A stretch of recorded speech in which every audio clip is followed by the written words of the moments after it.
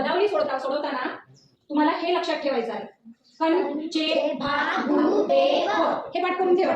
कण म्हणजे पहिले कंस सोडवायचा, मग चे, मग भा म्हणजे भागाकार सोडवायचा, मग गुणाकार, मग बेरीज आणि मग वजाबाकी. असं क्रमाने जे आलेलं असेल पदावलीमध्ये दिलेलं ते टप्प्यानुसार. आता इथं कण म्हणजे पहिले आपल्याला कंस सोडवून घ्यायचे. ठीक आहे, इथं आहे कंस, इथं आहे, इथं आहे, इथं आहे. मग कंसामध्ये कोणतेही चिन्ह असू द्या, भागाकार असू द्या, बेरीज असू द्या, गुणाकार असू द्या, वजाबाकी असू द्या, पण पहिले कंस सोडवून घ्यायचा. आता इथं 20/5 आहे, तर पाऊणचो 20, 4 आलं.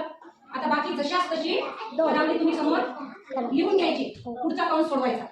भागाकार आहे 8 दोन्ही 16, 8 दोन्ही 16. आता पुढे जी क्रिया आहे कंसाच्या बाहेर ती जशाच तशी तुम्ही लिहून घ्यायची.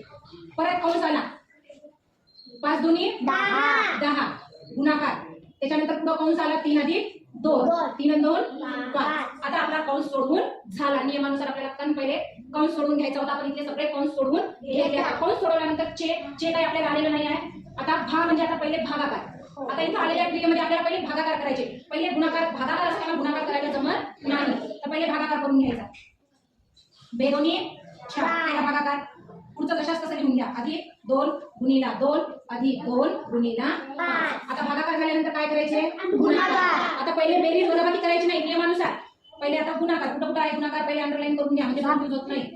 2 अधिक 2 गुणिला 2 4, 2 दोन्ही 4. पुढचं हे बदला चिन्ह लिहून घ्या.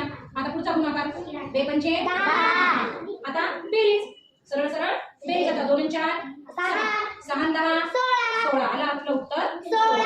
ठीक आहे, तर अशा प्रकारे कण चे भा भू बे व पदावली सोडवताना या क्रमानं सोडवायची.